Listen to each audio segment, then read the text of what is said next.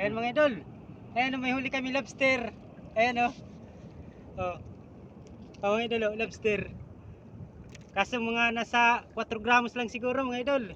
Ayan iulamin lang namin ito. Swerte sana kay kung malaki ito mga idol.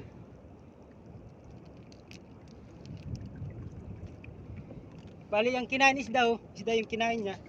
Ayan sayang kay kung malaki ka sana, pira na sana mga idol. Pero pwede ka din Pisar ta. Pisar ka. Medya. Kaya ito.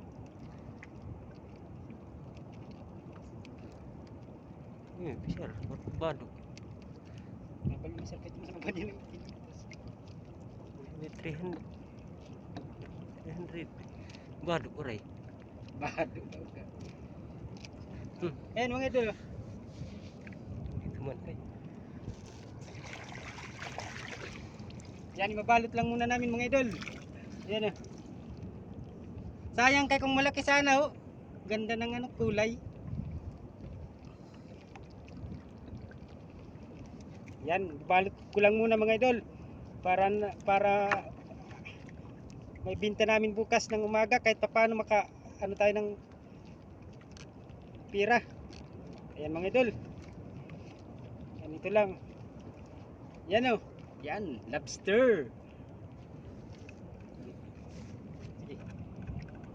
Ayan mga idol, bali karating namin galing sa dagat. Ito na yung aming huling isda ngayong gabi. Bali ang oras ngayon alas 11 na mga idol. Ayan saglit lang mga idol, ititimbangin ko muna para ayan, para makita natin kung ilang kilo yung ating ngayon huli. Ayan, may mas papasubra na yan kunti. Ayan mga idol, ayan, timbangin natin yung isang lamban lang at saka patambak tawagin.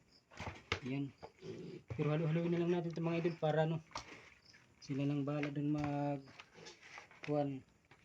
magpili para malaman natin kung ilang kilo ang ating ngayong nahuli na isda mga idol.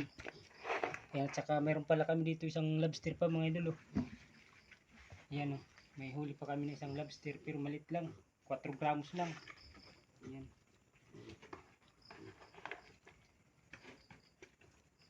Ayan mga idol ito yung aming pambinta.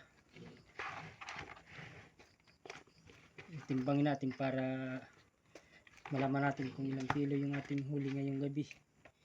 Mahina yung isda ngayon, ang dami kasing ng lambat, dumi, ang daming kulapo. Ayan, mga nasa 5 kilo siguro ito mga idol.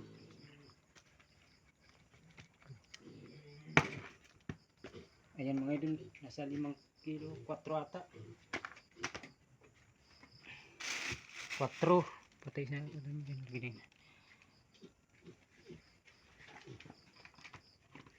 Para may eksakto sa 5 para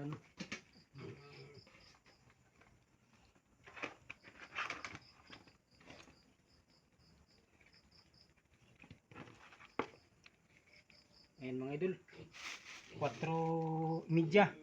Yan, saan makadagdag tayo bukas. Ayan mga idol, ito lang 4:30 yung aming huli ngayong gabi. Yan, at saka may isang supo kami na isang piraso lang. Ayan mga idol.